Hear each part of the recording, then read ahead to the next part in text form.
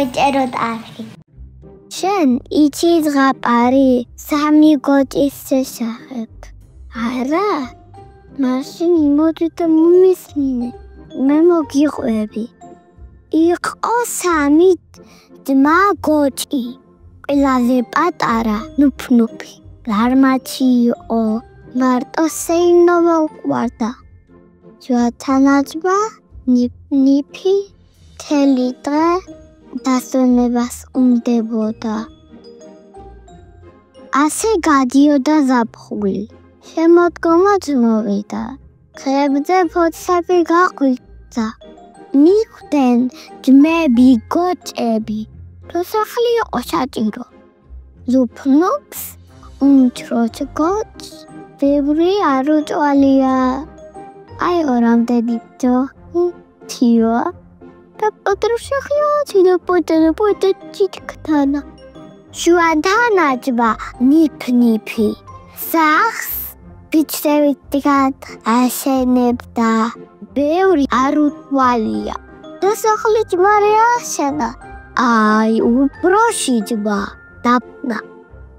თავის ზარმაც ძმებს არ გავდა. სახლს აგურისგან აშენებდა და მაყოფილი ჰერულად ღიჟღინებდა.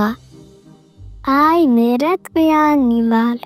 ზუსტად უიშკოლოფი. ჩემთვის სახლში ვერ შემოვა. ხესში ძლიერ ბოროტი.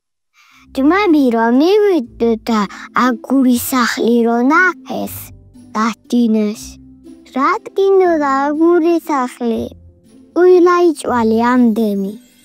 მიჯარდემდა ეში წაბიდე სასეინად.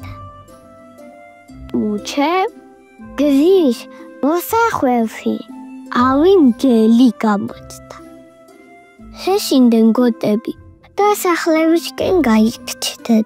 უმცროსი გოჭი თავის ძირის ქოხში შევარდა. გადარჩვით სახლში ვარ, მაგრამ ტყუილა ქონდა იმედი.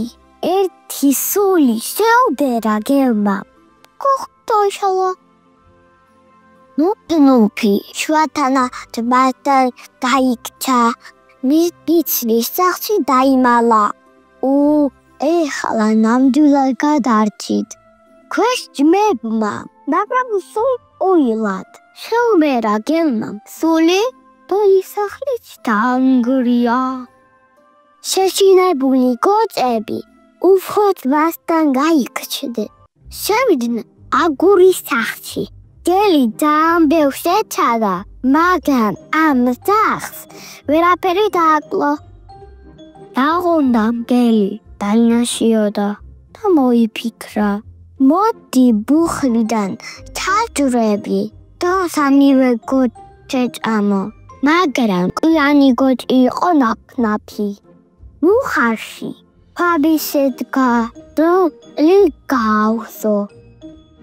გელი ბუხრის მუსიკადრო და როთა დაბლასავდა. ადუღე ვუწყასი საჭდა ტრაკოთი.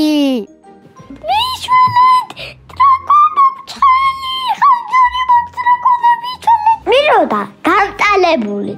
გერი და უკან მოუხდედავად გაიქცა. გოჭებმა დაფნამ მადლობა გადაუხადეს. პატარა ძმები მიხვდნენ თუ რამე საკეთე. არ გასტანელო უნდა გააკეთო. ძმები ერთმანეთს გადაეხვდივენ და ხიარული ზეიმი მოაწყეს. აქ დამთავრდა სამი გოჭის ამავი. თუ მოგდონთ ჩემი ზღაპრები, გამოიწერეთ არხი.